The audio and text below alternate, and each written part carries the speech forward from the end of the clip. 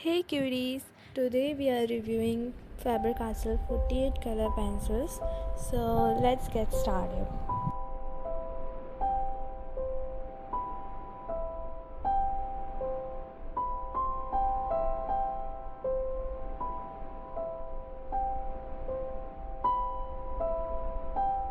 I had a whole box of them and I also has a new.